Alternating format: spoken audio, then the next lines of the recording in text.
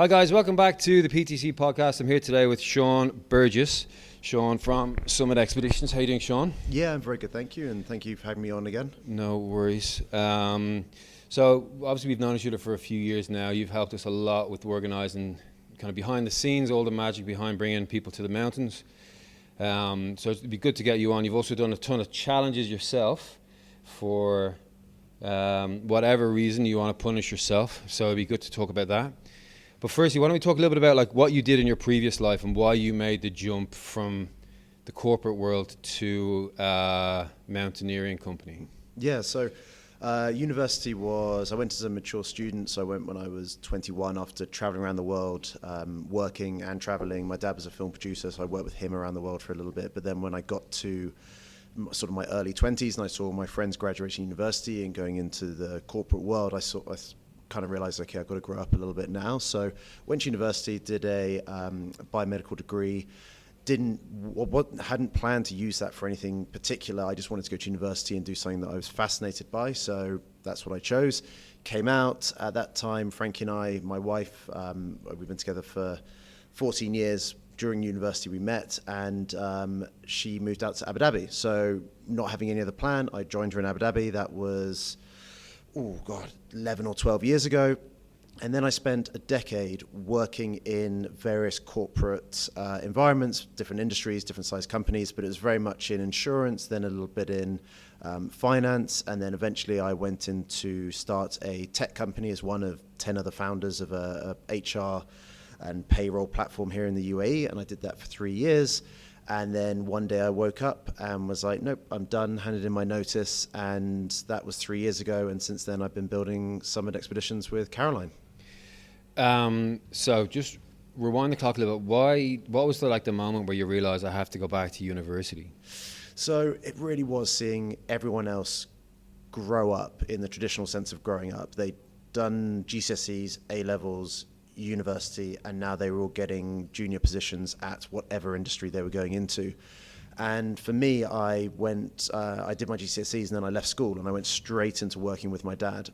So I spent time 6 months in Morocco and then half a year in Hungary, and then I was in Egypt for a bit, and then I went to China, and I sort of just bounced around maybe 7 or 8 different countries, doing a bit of work, but also a bit of travel. And when you're 17, 18 and you're doing that, that's amazing. And Sean was the guy who was doing all this exciting stuff while everyone else was doing their A-levels. And then when I was getting to sort of 18, 19 and I was still doing it and people were going through their degrees, it was no longer exciting. I was then becoming the guy who was just being a bit of a bum and traveling around and, working for 3 months, but then traveling for 6 months. And I was always quite ambitious and driven, and I think I just got to that realization when I hit 20 and suddenly everyone was graduating and was getting proper jobs, in air quotes. I thought, geez, I've actually got to do something now. It's fine to do this when you're in your mid-20s and you've got a degree behind you, because you can always fall back on that, or a qualification or something that you can fall back on. When you're in your early 20s and all you've got is GCSEs, that's not a position I want to be in. So I sort of sweet-talked my way into a degree at Plymouth University, which was the Human Biosciences one. And 3 years later, I graduated, top of my class, actually. I was really proud of that because I absolutely loved it. And I took some really good advice from my cousin who works in the city. And I was saying, what degree should I do? And he said, do a degree that you absolutely love. He says, when he hires people, he doesn't care what degree it is. He kind of looks at, why did they do it and what grade they got. A 1 or a 2-1 is better than doing something that's a little bit more relevant for the city, but you get a 2-2 or a 3rd. So that's why I chose that, because it absolutely fascinated me and I loved every minute of those 3 years at university.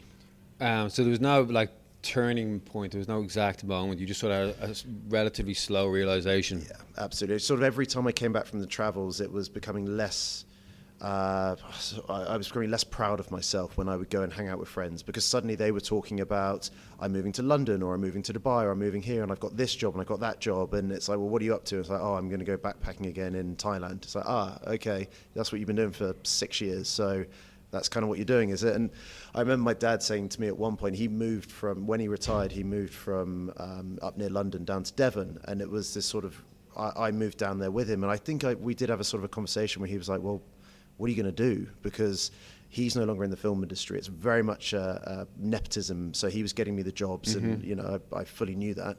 So he's like, well, are you interested in it enough that you're now going to commit to it, or not? And I was like, no, I don't love it that much. I loved it because you were in it, and I loved working with you and spending time with you.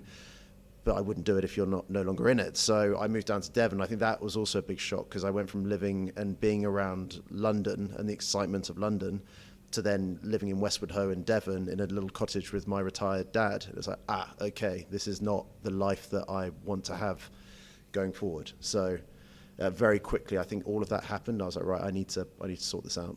Yeah, that's good, I suppose, in a way, because I have not quite the same story. But I didn't get my degree. I went back at 23. But it was, I totally see what you're saying when you say that you finished top of your class because you really wanted to do it. So I didn't finish top of my class because there were some smart people in my class, and I was still a little bit of a cruiser, like just coasting through. But when it came to going out at night time on a Monday and a Wednesday and a Monday and a Wednesday every single week, I was like, listen guys, I want to be there tomorrow at 9 a.m. Yeah. Like, I'm not going out till 2, 3 a.m. I want to be in that lecture tomorrow, and I actually have to learn this and get the degree and then get out of here.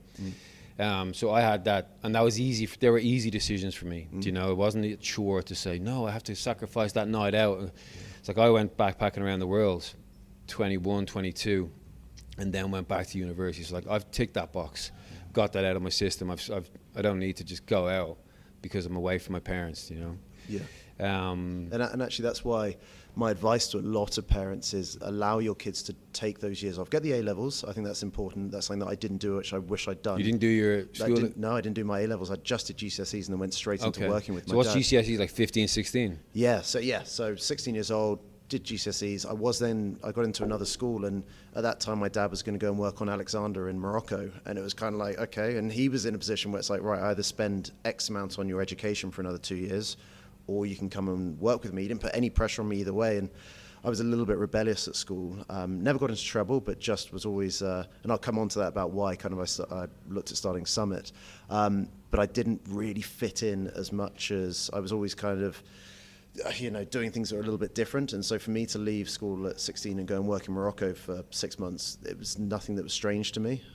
So I really do say to parents, you know, give your kids the freedom, because I think there's this pressure, especially we see it out here because there's so many different nationalities here, that you do your GCSEs or you do whatever your schooling is, you do your A-levels, and then you're straight into university, and then you're straight into your master's, and you're straight into this, and I don't think you give kids time enough to breathe and actually figure out what they want to do. If I'd been forced to go to university at 18, I would have done some absolutely random degree.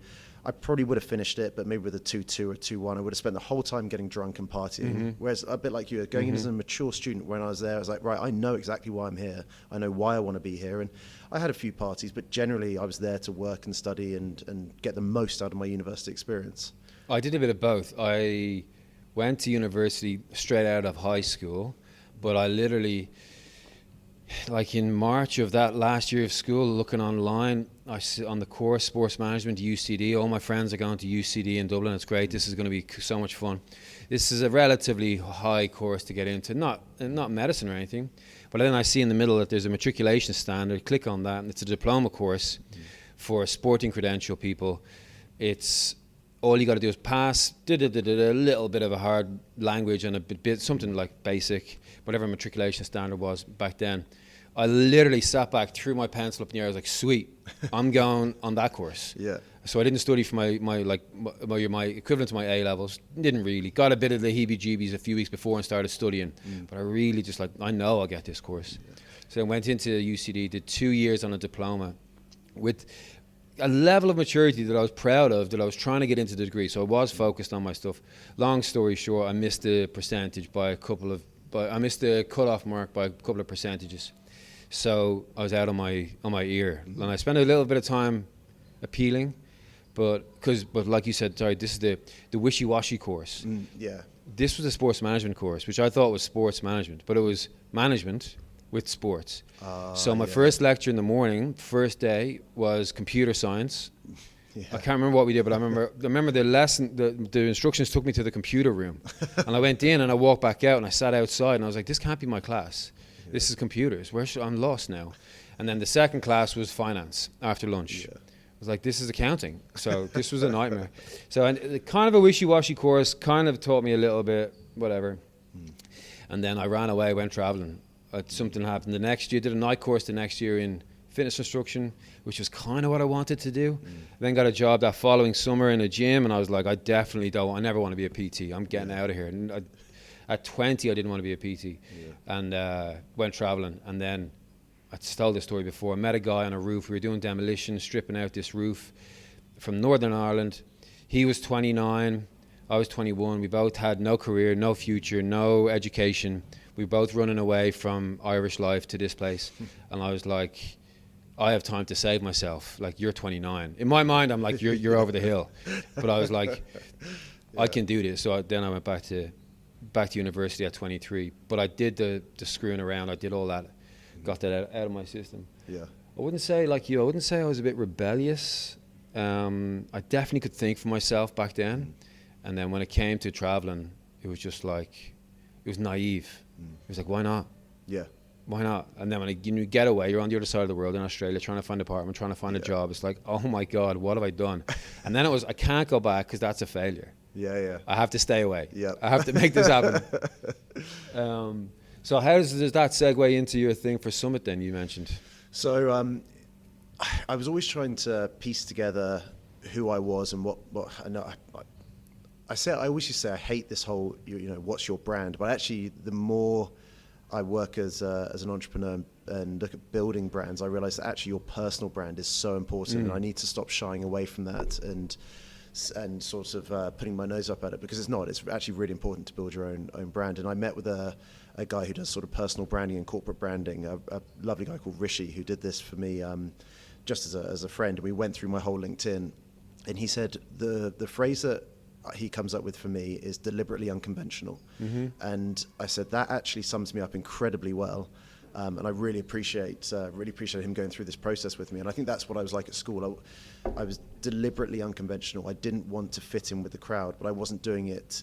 I never got a detention. I wasn't ever rude to anyone. I just never saw myself fitting into that mold. And so being deliberately unconventional and then trying to work in a corporate world for 10 years is why I never ever felt comfortable in my own skin. And that's the easiest way to explain it, that until I started Summit with Caroline, I never felt comfortable in my own skin. I never felt comfortable putting on a suit and going into an office. You had to wear a suit? Yeah. I cannot imagine you in a suit. I think I actually bought a 3-piece suit when I was in finance. I was one of those wankers. Because I did only meet you when you started 2021, we met for the first time. So that meeting with that guy, Rishi, that was before or after you left? It was 3-4 weeks ago. So, really? Yeah. So he just kind of summed it all up for you. Yeah. So because I sat down with him and I said, look, I need help with my LinkedIn. I know that I need to build my personal brand, and I'm terrible at it. So we sat down for a couple of hours, and he went through all the sort of different ways I can post and what my kind of my 3 core values are, or not values, but areas. It's sort of it can be values for sure. Yeah. He said building communities. He said he because I know him from Grit, so I actually do. I take him through some of the classes. So he says building communities, positive impact, and enjoying the outdoors. He said those are kind of your 3 channels that you need to be posting within. That's part of your personal brand. And I was like, okay, and it's really helped me. And so now I post on LinkedIn every day, and I have this whole sort of strategy, and it helps me figure out, okay, I'm not just posting anything. I now have to post something that's within one of those channels or multiple channels, and it's just cleared it up. So he's done a great job. But when he said that to me, and it was right at the top of the sheet, he said deliberately unconventional. I was like, I absolutely get it. And I wish I'd known that 10 years ago, because when I sat in these offices and I was doing the 9 to 5, and I had the bosses who I never really got on with because we never saw eye to eye, because they were very conventional and I wasn't. I was deliberately unconventional. So it was really, really helpful to go through that process with him. I just wish I'd done it 10 years ago, because it would have made so much more sense when I sat in rooms with a suit on, with a manager who was expecting me to fit into his little box and do his A to B jobs. And I sat there thinking, God, I don't feel comfortable in my own skin in any sort of way here.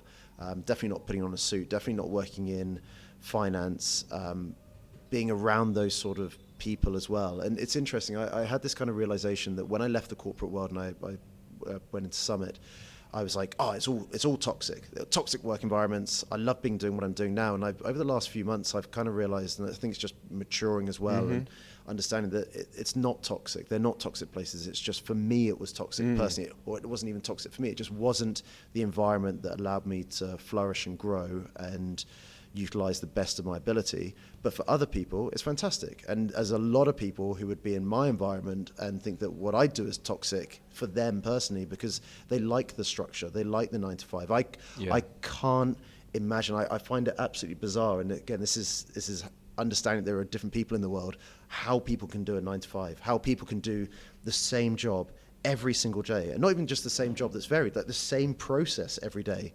If you're I'm not going to say any job because I don't want to offend anyone. I can't get my head around it. I literally can't. And even when I was working in the corporate world for 10 years, I would always be looking for other things to do. So I'd be doing my job, but then I'd be looking at not side hustles, but other things that I could be getting involved in. And I think it also I just can't coast. I couldn't just go into a job and coast for 40 years. And I think it's because I also don't have many hobbies outside of what I like. My job is my passion, it's my life, it's everything. Yeah. I don't work a 9 to 5 and in the evenings go and build model trains, or at the weekends go and play for a cricket club. And, you know, so for me, my work has to be my life, because I can't escape for anything else outside it. It's an interesting one. I remember, 'cause I never worked in a corporate job. I did work experience in an office, and my dad set up a business when I was 7 years old. So I saw that entrepreneurship side, but it was a business. It was an import company for cuisine. So that taught me the work hardness, 100%. Get up at 7, come back, be gone before I get up for school, and he'll be home at 6 p.m., whatever. So I know that he drilled away for 20, 30 years at that. But a mate of mine where I went straight in, did what you said at the beginning. School, college, masters, extra special course in business school after that again, you know, some super masters, not a PhD, but like something else. He works in advertising now, and he said it to me, he doesn't know how I can work for myself. He's like, I don't know how you can do it. He's like, I love my job, I love this. He didn't go into the details of it, but he did say one thing. He goes, if I go into work on Monday morning and the lights aren't working, that's not my fucking problem. I was like, you're such a prick. The amount of fucking airtime fixing these light bulbs in this gym goes through my head. We just got them all fixed recently again. But I'm like, he's dead right, but he just doesn't care about that. He just, he knows what he wants. You know, he wants this, and this. He's got a wife and 2 little girls. You know, that's what he's building his life around. I don't know what he was working towards before that. But, I don't know. But I totally get what you're saying, the toxicity. There is some toxic places, but I think that's more the people in the place, do you know? And then the other thing as well, as I see, like, people who work in corporates, they talk a lot about, you know, their holiday leaves, and they're sort of like the carrots dangled in front of them, do you know? Oh, you can get 30 days annual leave this year, do you know? You paid, and, you know, we give you this perk, and we'll all take you out. So I think there's, like, ways to just buffer the laboriousness or the mundaneness of office jobs. They kind of hide it in all the perks. Yeah, absolutely. If you've got a good working team, then it's great. It's just like hanging out with mates. If you believe in the product, if you're in a job where you love the service you deliver, you love making a difference, whatever. But it's an interesting. Working for yourself is totally different. But I think when you said you wish you had come to this conclusion 10 years ago, you might have met that guy 10 years ago, and not knowing yourself well enough to explain who you are, what you like, or B, you may have been wrong to yourself like 10 years ago. Imagine if you would have said that. Well, who were you? Like, you would have thought 10 years ago I would have said a very different thing than I am now. So even if we did branding exercise recently, me and Chris, with the training room, and we changed a lot of stuff because we've grown into this. Again, we knew community, we knew outdoor stuff, we knew group stuff to strip out the barriers behind, like, people hate training, they just do, but they like all the other stuff. But they don't like the 40 seconds where they're doing the squats, you know. But they like all the other stuff. So how do we make all the other stuff so good that that's insignificant to their experience? So, and then that's 9 years into the business. Do you know, we finally kind of settled on this, and I don't think we would have had a proper self-awareness, maybe not at any time, like anytime in the last year or 2, 3 since COVID, yeah, probably. But if we'd have met him 8 years ago, 7 years ago, it would have been terrible. Yeah. It would have been terrible. Yeah. It wouldn't have been coherent.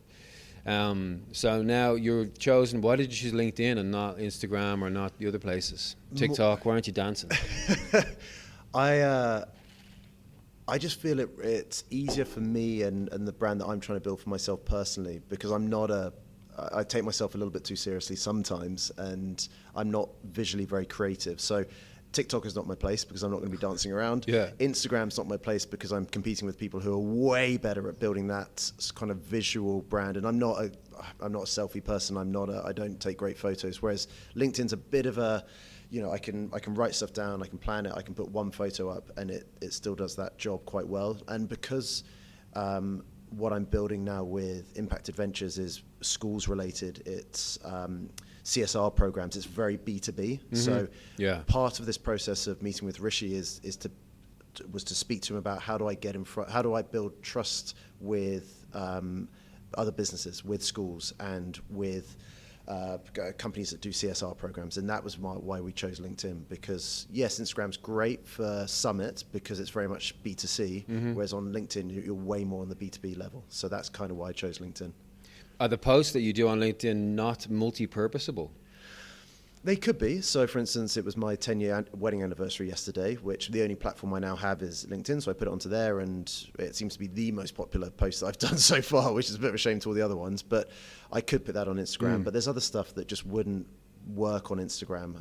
I got the charity or the social enterprise certificate from Man a few days ago. I could put it onto Instagram, but I don't know how much traction that would get, and I don't know.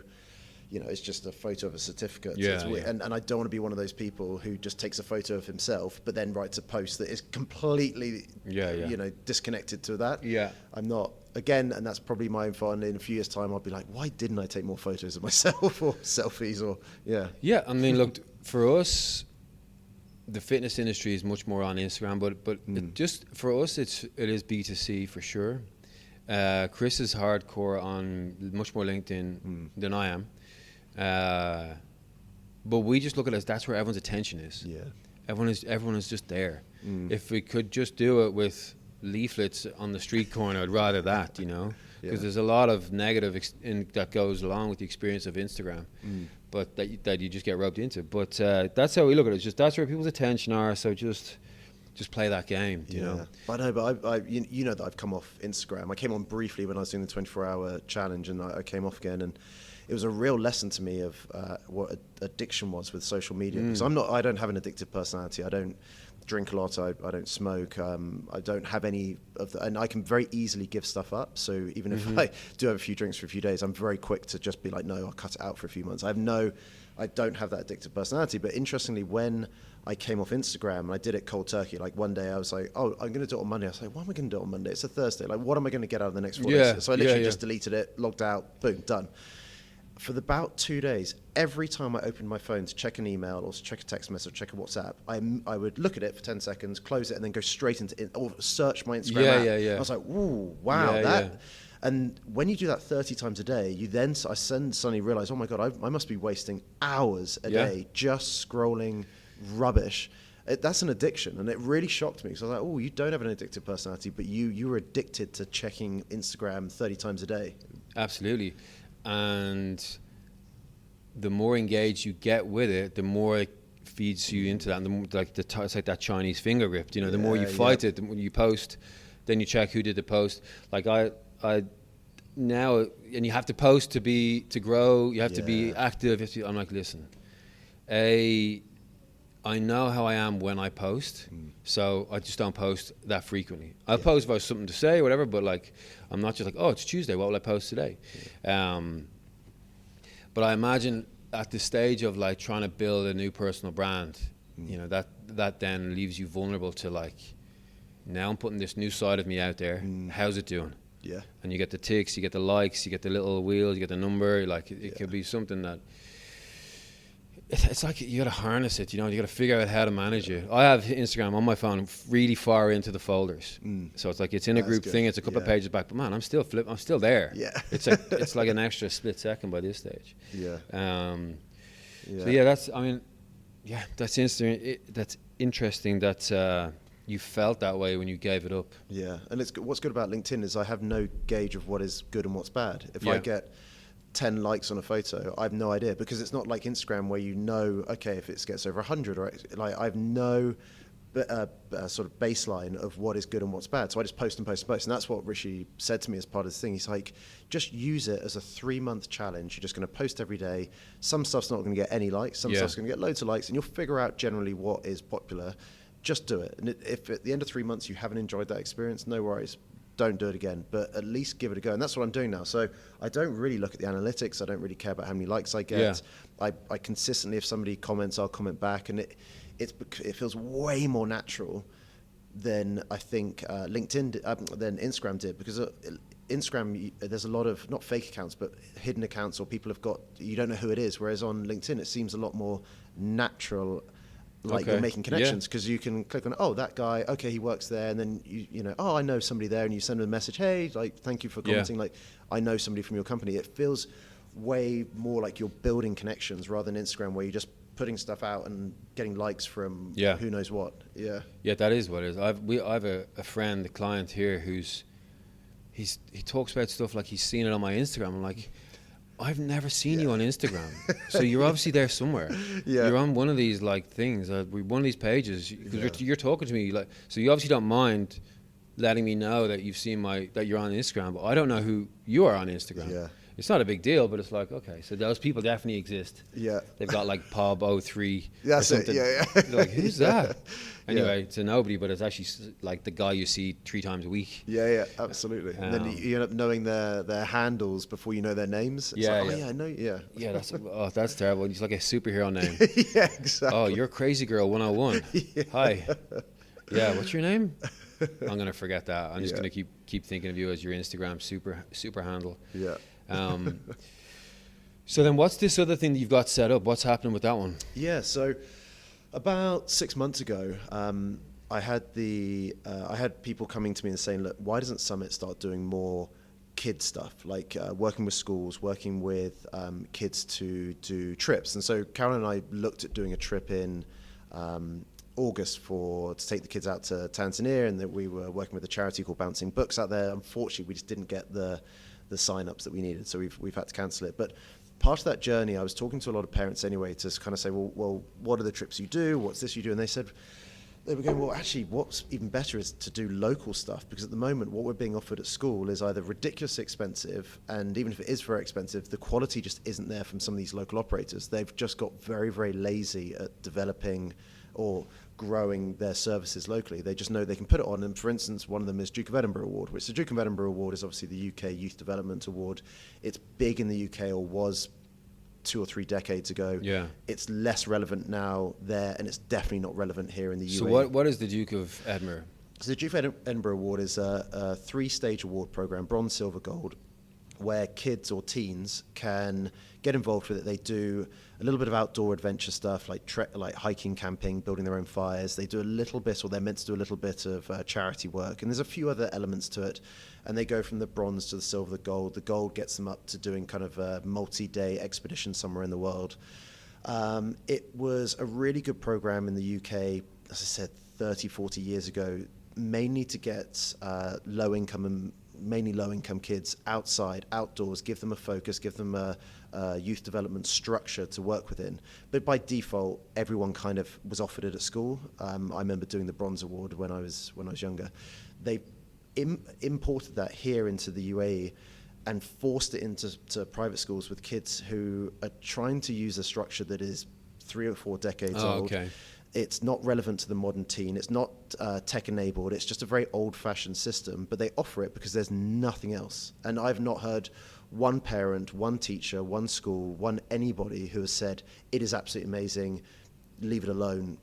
So I kind of thought, well, geez, why is the UAE, who tries to build everything themselves, has the resources, has the structure, why have they not got their own award system? So that was the journey 6 months ago. I started going out and building what is now the UAE Impact Award, which is, we've got our certificate of social enterprise from MAN down in Abu Dhabi. We've got Emirates on board as a sponsor, Modon, Salesforce are coming on as well. So we've got a great sort of network of partners and sponsors, Emirates Schools establishment, the government schools interested in using us. So we've got this whole kind of idea that's now about to launch in September. And it is exactly what the Duke of Edinburgh should have been or could have been, but it's taking the 5% that's good about the Duke of Edinburgh and adding in the 95% of making it more modern, making it tech-enabled, making it relevant for UAE teens. It's a 5-stage award program. It gets kids into outdoor and sports activities, community engagement projects, personal growth. It does a few outdoor, like overnight trips.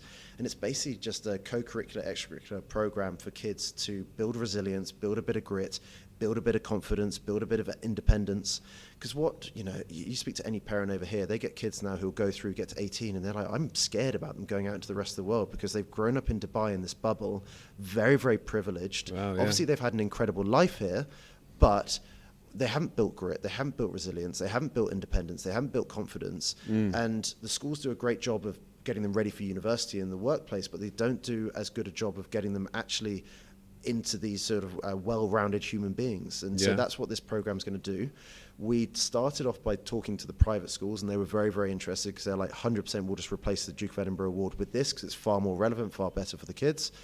And then I started meeting with Emiratis and the government schools, and they said, it's great you want to work with the private school kids, but they already have all these resources. The bigger impact you can make is by working with the Emirati students. So that's what we've now sort of focused as well on, is working with the government schools, with the Emiratis, and giving them something. Because at the moment, they don't have anything. They don't have any activities. And again, it's the slight frustration, the laziness of the local operators. They don't even worry about the government schools because they just think it's too much of a hassle. And they make so much money from the private schools that they're like, we'll leave them alone. Whereas we're saying, no, we want to go and support the Emirati students to be going through these programs because they have nothing at the moment. So that's why we've got our social enterprise license. We're going to be a non-profit structure. So it's all going to be geared towards making a positive impact here in the UAE. And my dream for it is I'll build it for 20 years and then at the end hand over, and it's the UAE's to run and develop and build and grow, and that's kind of the dream of it. So that's kind of the core business of Impact Adventures, but alongside that we have the licensing to do corporate social responsibility activities, so we'll build that up as well to work with companies to make a positive impact here in the UAE. And cool, wow. So yeah, it's lots. Yeah, that's amazing. No, it's awesome. We didn't do anything like that, and we didn't do any Duke of Edinburgh. I'm trying to remember when I first heard of the Duke of Edinburgh growing up in Dublin and Ireland. Maybe like one of my cousins did it in the UK or something like that, and then I heard about it. But it's a nothing. Ireland doesn't have that either. Yeah. But there is outdoors just there and all that stuff. There is summer camps, and Ireland's a small place, so like you can drive a few hours and go kayaking over there, drive a few other hours, go mountaineering and go this place, whatever. But what's the ton of tech enablement, like you mentioned there? How is it different, or how have you made it 21st century? Yeah, so things like the Duke of Edinburgh Award are all done on paper. They have a very, very basic website. And the frustration that I heard from parents, and this is the same for virtually every single activity operator over here, very few of them have an online presence. And even if they do, it is siloed, so it's not connected to anything. You know, you might go and book Ski Dubai through their website, and it's a pretty decent website, and you can book and you can have your ticket online. But it's not connected to anything else that they're involved in. None of the activities that the child does, it's not attached to their school, it's not attached to you as a parent. You don't have anything to go on and manage that child's multiple activities they do. So for us, when we were building this, and the feedback from the Duke of Edinburgh Award is that sometimes they would do activities and it would take somebody in the office over here to process a piece of paper 3 months. So they're looking online and it's saying, no, your child has still not passed X sort of element of the bronze award. They're like, yeah, they did it 3 months ago, and it's because literally somebody has not put a piece of paper through a processing thing and probably faxed it to the UK or whatever it is they're doing. So we said for this to work and for it to become a national program that everyone uses, we need to have it tech enabled. So we're working with Salesforce as our kind of back-end foundation software, and then Sirocco Group, who's a developer. And we're going to have the platform we're going to have the entire program run online. So for the first award, for the Green Award, which is kind of our first stage, it's just an overnight camp. We're working with Emirates and Donata here and Modon down in Abu Dhabi. That's easy to do. So a parent will be able to log in. If their child completes that camp, they'll have the Green Award. The child will be able to log in. They'll see their profile. They'll see a nice certificate. It's pretty basic. Pretty basic. When it gets to the Bronze, Silver, Gold, and Pearl Awards, which are the next three, it's no longer a 2-day program that we will offer. They will then be tasked to go out into the UAE and find the activities or continue the activities that they enjoy doing. So they might do surf lifesaving, or they might do go-karting, or they might love horse riding. For the community projects, they might be volunteering and be a junior coach with Heroes of Hope, or they might go and volunteer at a triathlon race as a marshal. Whatever it is, all of those events, activities, programs, trips will be on the platform, and as soon as they apply for it, as soon as they sort of book it, it's logged into their accounts. Their parents can go on and see all of the different activities and programs that they are involved in. Once they've completed it, immediately their points are allocated to their award program, so they can see themselves gradually moving up. And once they've got enough points through the different channels, so they might have to do X number of outdoor activities, X number of sports activities, they might have to do 2 days of volunteering, whatever it is. Once they've got all of it done, immediately in real time, it'll update and they'll get an email saying, congratulations, your child has now completed the bronze award. The child will be able to log in and see, okay, I've now got my certificate here. Activity providers will have all of their tools. They'll need to run their activities. They'll be able to see who's sort of booked in, what day they've booked in. They'll be able to get all the other relevant information they need, name, age, medical requirements. Everything will be managed on that platform. The schools will then have an overview to see how many of their children are going through the green, the silver, the bronze, like all the way up the stages. It's just taking what other platforms and what other programs have and just combining it into one, so that all of the programs should be run through this platform for the UAE Impact Award, essentially. And it just makes it so much easier. All the payment processing is done through the platform. And for a parent, again, this isn't just done because I thought it'd be a good thing. I've spoken to so many parents and they say it is absolutely ridiculous. If you've got 3 kids, the amount of work that you have to do to figure out what, some of their kids might be doing 10 different programs or extracurricular activities or co-curricular activities that all are through different providers. They're like, we have no idea when the next term's dues are due. We have no idea. They're going on a trip with the school. We have no idea when the next installment's due. And we have no idea when their surf lifesaving membership is due. And you imagine that across 3 children with 10 to 15 activities they do each year. They say it's absolutely ridiculous. So what this will do is also centralize everything, give them one platform to basically manage their entire kids' co-curricular and extracurricular programs, but it's all connected to the UAE Impact Award. Every program they do, every activity they do, every trip they do will be building up their points towards the next award program or the next award certificate, essentially. It's crazy how a lot of that is not on the Duke of Edinburgh system. It's mad. Do you know what I mean? Like mad. That's a very old thing that should have slowly evolved over time. It should. At so many moments in tech development, it had a chance to step into the future, and it just hasn't. No. It's also interesting that sort of combines your previous life in HR tech. With this, that you're able to think that way. You're able to think dimensionally about what a tech piece of kit needs to show, if this then this, if this then this, and up and down and across, and then from this side, and give these guys a login. So maybe this is all part, like a culmination of everything you've gone through so far. Yeah, absolutely. I'm very comfortable in those sort of meetings and talking about it and understanding where the tech needs to develop and how it needs to develop, and learning the lessons that I learned in the tech company of choosing the right developers and choosing the right CTO and choosing the right partners, because we made so many mistakes then.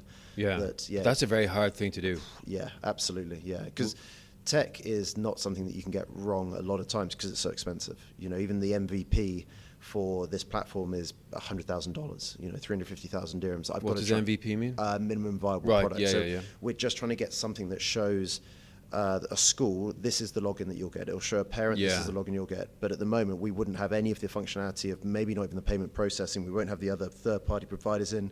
We'd like to give tools to the third-party providers so that they can at least manage their business on it. So something like a surf lifesaving, what are they called? Sharks? No, pirates.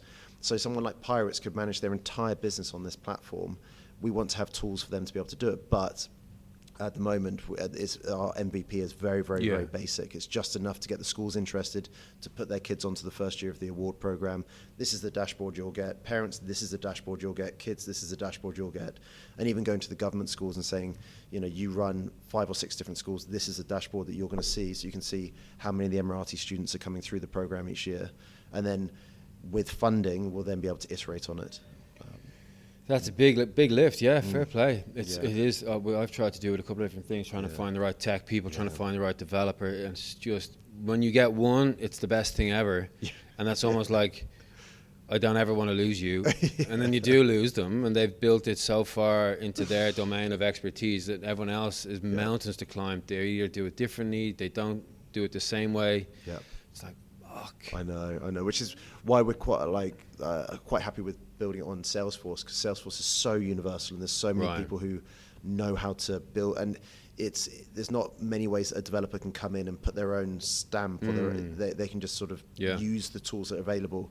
And also it's very easy because they've got servers here, and the dream would be to maybe expand this into Saudi. Yeah, of course, that is it. I mean, that's your $1 billion moment where they go, right, let's take this global, because we can do this in Sri Lanka, we can do this in southern India, western India, northern India, Definitely, because all you're doing is then just taking the same award program, the same kind of infrastructure and algorithms behind it, but then plugging in different schools, different pupils, and different activity providers.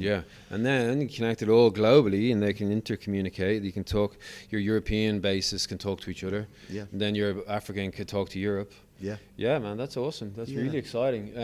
It is. And you'll keep doing Summit alongside. Yeah, that'd be the plan. Obviously, I need to. Caroline and I need to have a chat about that, because from September, this is pretty much, now that I've got the certificate, which happened 3 or 4 days ago, it is now like full on, like speaking to the sponsors or the supporters. They're like, right, so from September you are now full time on this. So obviously I've got Summit, I also do Grit as well, so something's got to shift. So man, you'll find once you are already, it seems, the type of person who goes with what they want to do, that will be an easy decision. You obviously can't do everything. You said it's easy to quit something and move on.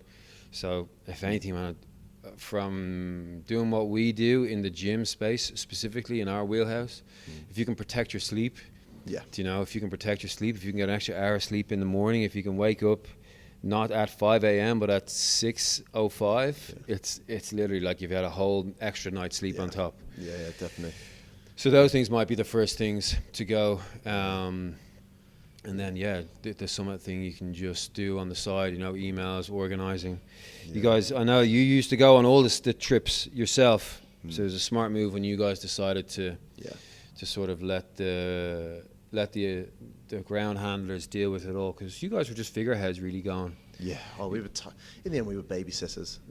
I say timekeepers to be nice, but I think we were just babysitters. And you know what it's like on the mountain. It can be a very stressful environment, and people found it very easy to say things to myself, and I know Caroline got a huge amount more stick than I ever got. They'd never do that to our local teams, and then inevitably they'll give Caroline and I shit for 24 hours, and then when you're down, you're all best buds again, and when you're back home, they're like, "Oh, it's the best trip in the world." It's like, okay, I remember you. Something like saying things to me that you would never normally say. So, but they never do that to our local team. So I kind of thought, well, what's the point in us going just to be timekeepers, getting people up in the morning and telling them when to go to bed, and then being screamed out on Summit night for what? For we're not actually adding anything more, because as we say to people, it's our guides that are keeping you safe on the mountain. It's not our job as the team leaders. So, and luckily we've now had four kili trips, maybe 5 kili trips that have been 100% success rating, and neither Caroline and I have been there. And you're like, okay, you don't need us. Our biggest impact that we can make is in the months leading up, making sure they have the right kit, making sure that their questions are answered, making sure they've got their visas and the flights are right. When they're on the mountain, as you've been with our local team in Tanzania, with Maru and with Kili, they're so phenomenal that we don't need to be there. They're absolutely fine. We, I mean, I also think as well, just when you say that the people won't, you had a reputation on the mountains for being Sergeant Sean, because you knew what it took to be on time and and it was a welcomed Sergeant Sean. He's tough. But Caroline got the other end of it. She was the same way, and then she got hammered for being Sergeant Caroline. And I don't know, I'm not reading into the psychology. It's not my business. I was there as a spectator, but I was like, you guys can't keep doing this. Like, you can't keep doing it. It's not sustainable for you as a person. Like, you're trying to do your best. You're trying to help these people. And I've said from personally, when I'm on, I know for a fact, from my own experience, when you're at the top of a mountain, you're tired, you're hungry, you're underslept, you're grouchy, you're low on oxygen, you're whatever, tick the list. and you come back down, you can't recreate the mindset you had up there. So like the couple of times we've turned around, I know up there it was the right decision. As soon as you come down, you're like, damn it, I shouldn't have. But then you're like, no, it's really, I can't even think how I thought up there because it's so different. So these people who come back down and they go back to normal and they have a shower, they get into their comfy slippers and they show up at the next thing, it's like, do you not remember what monster you just were? Like, what's happening here? How can you? And some people would say, sorry about that. And you're like, that's really all I need.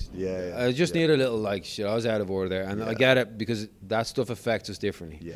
But when there's people just meandering through life completely of the mindset that they did nothing wrong and that was acceptable and that's just because it was someone else's fault, it's like, oh, wow. You couldn't even build. I almost think by you being there, it's making you guys more vulnerable because they're blaming you, Sean. I'm blaming you for this. It's like, for what? The weather, your tiredness, you forgetting that all through the 6 months in the run up to this, I said that A, B, and C might happen on the mountain, and if it does, this is our contingency plan. And then when it happens, you forget we spoke about this at the info night. How quick people are to forget. I told you this. What are you talking about? We went through this. And that's why I was like, look, I'm happy to help you guys on any of those trips because I've got, with our community here, I've got a relationship where I can be a little bit more, I can see if you're doing good cop, I can do bad cop. If you're being bad cop, I can be good cop. But ultimately it's like, I'm not the main guy or main girl here. You guys take the heat. So that's, I think, a much better move for Summit as well. And even the guys, our local guide for the base camp trip, he was joking. And he was like, oh no, who was it? I think Caroline met a guy on one of the other mountains that she was on. And he was about to quit after like 10 years. And when she was talking to him one-on-one, he was like, it's too much. You get too much abuse from people. It's like, wow. It's such an interesting, because it's not the same person you see at sea level. This is what I'm saying. It's not. They are a different person. They're a different thing. And I don't know how to explain that. It is their fault, but it's not their fault. But they should still be able to control their emotions, but they don't. And then they come back down. They're just as good of the person as they were before they went up, and they're still the same nice person. Get all that. But I've also seen how this person is in a crisis. You know? And it's like, I don't know what to say. And the worst thing is you don't even know that about yourself. There's no apology. There's no like, listen, what can I do so that doesn't happen again? It's like, nope, I'm right, you're wrong, you were whatever. Anyway. It's so interesting because you really just can't tell. Some people you can. Some people you know are going to be super strong no matter what. And you're like, okay, it tends to be people who've done a lot of endurance events or sports or been in an environment where they're in high stress quite a lot. You guys are obviously, because you run a business, and I always thought that I'd never be a good entrepreneur because I was told it by my old CEO. You know, he was the guy that told me one time that he was a hunter and we were all gatherers. You know, that sort of mentality. That's of like, weird. Yeah, it's weird. I always vividly remember it because I thought I'd never say that to somebody. It's like basically saying we're the macho men going out and making all the sales, and all you guys are just you're the gatherers who stay back in the village. And it's like, wow. And I always that doesn't even make sense. No, I know. I know. Yeah. So yeah, hunter gatherer. But he always made me feel like I would never be good. That I was always, because I was COO of that company. So he always made me feel like that is your place. You're the ops guy. That's all you can do. And then when I started, Carol and I started Summit, and you know what it's like. It's having your own business, the highs and the lows. Yeah. I suddenly realized actually because of the challenges that I do and because of my personality, I actually love that. I love the highs and lows. I love not the risk, but and I don't like when things go wrong, but I love figuring stuff out, and I can handle those ups and downs really, really quite well, which is quite interesting because it's taken me 2.5 years to realize that my personality is actually really suited to an entrepreneur because I have quite a positive outlook, and I always know that I can figure stuff out. Like if something goes wrong, as long as it's not, and we're not doing anything particularly critical, you know, we're not running a hospital. Okay, the mountain's a dangerous place, and there is something that could go wrong that leads to somebody's death, but generally the mountains that we do aren't those mountains. So nothing is life-threatening, so any problem can be solved, and no problem that we had or will have will be critical to the company. So I know that with time and with enough patience, we'll be able to figure out any problem. Whereas I think people who aren't built for entrepreneurship just don't get that. They just panic, switch off, and that's done. I don't want to do this again. Yeah, I think that the thing, you hit it when you said problem solving, and like, and you become somebody who can problem solve. Yeah. Like that's a skill. It's not just I need to know what problems is going to come, so I know exactly how to solve that strong list of problems. It's like, hit me with any problem. Yeah. Hit me with any problem, because I don't know what you could hit me with right now that I can't. Then you mentioned patience and like thorough thinking, thinking outside the box, whatever. Just like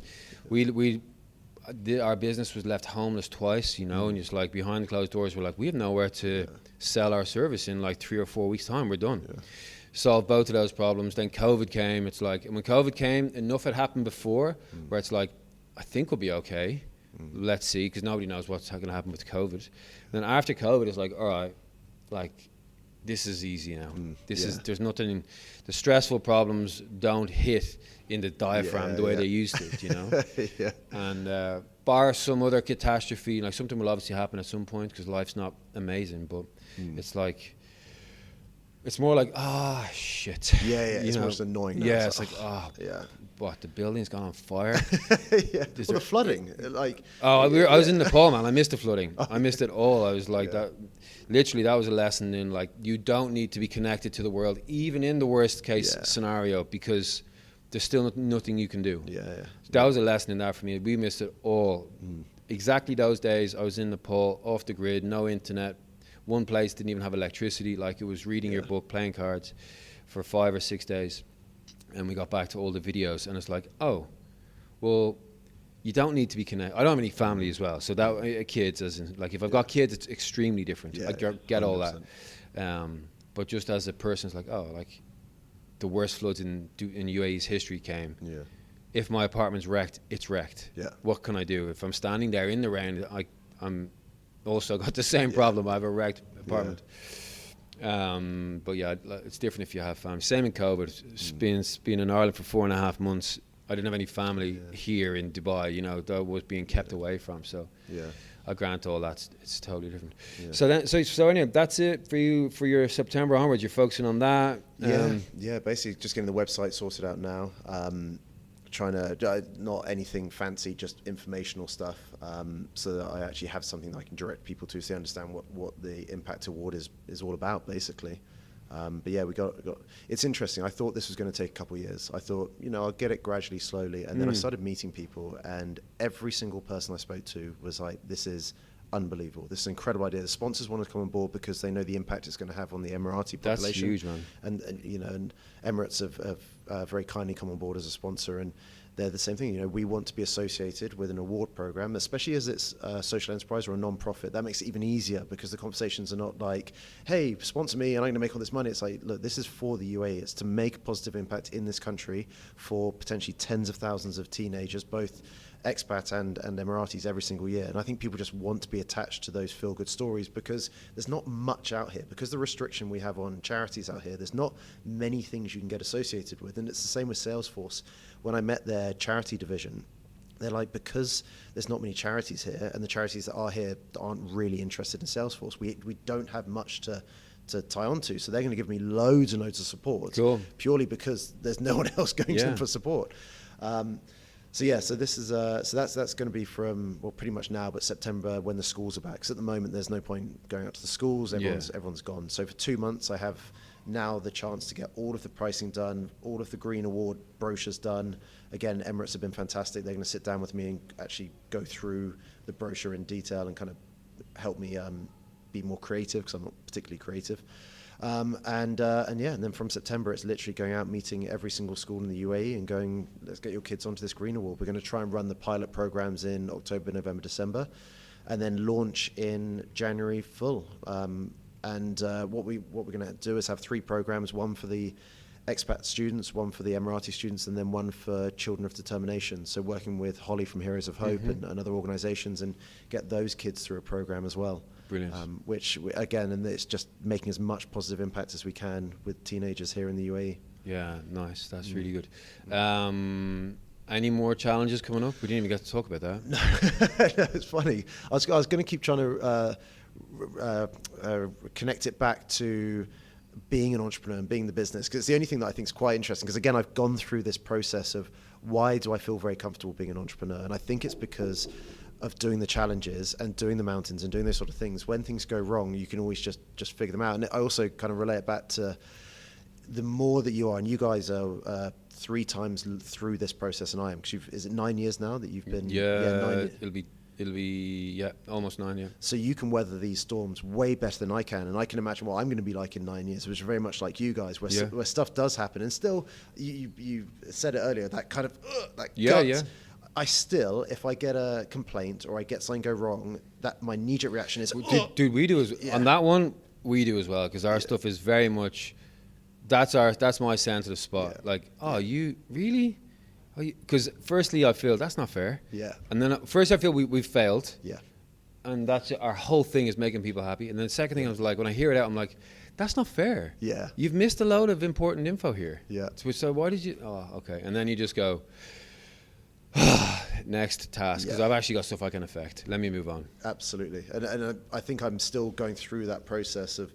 I still get that erection, still get that hour or two where I'm like, as you say, it's not fair. Like you don't have all the information. Like this is really annoying. And then I'm like, actually, let's stop thinking about it. And I think when I'm 9 years through, I'll do exactly what you do, which is that still that reaction, but then it's a much quicker process of getting over it. And then you just, as you say, you move on to other tasks. But that comes with just doing it, and it's so interesting. I've always wanted to kind of start my own business, and for 10 years whilst I sat in the office in my suit, I would be thinking, shit, I wish I had my own tech company, I wish I had this, and why would somebody not just give me money? And now if I was investing in somebody, I would only go with somebody who, no matter how brilliant their idea is, if they haven't been an entrepreneur, potentially haven't failed, haven't gone through the ups and downs, I think it's very hard to judge what sort of person they're going to be like. They might be amazing as a first-time entrepreneur, but seeing somebody go through that process, knowing what it's like now and how much more confident I am with dealing with the ups and downs, I as an investor, I would only go with somebody who I think is a bit more seasoned. Yeah. Man, hopefully we'll all have enough money one day to be in that. If I've got that problem, I'll be. I want to give you how much money? It's a big problem I'm facing. Parting with all of my money to make more money off your sweat equity. Okay, let's see. But what about any more? So you've done the world's longest row in 48 hours? Yeah, 52 hours. 52 hours. You didn't do the 1,000,000 miles row? No, I didn't, and it's still kind of there, but I got over that, I think, by doing that row. I think it was just so. It's not only it's boring. That's going to be 7 days on the rower. It's not just boring. No, 5 days on the rower. Sorry, it's 200,000 a day.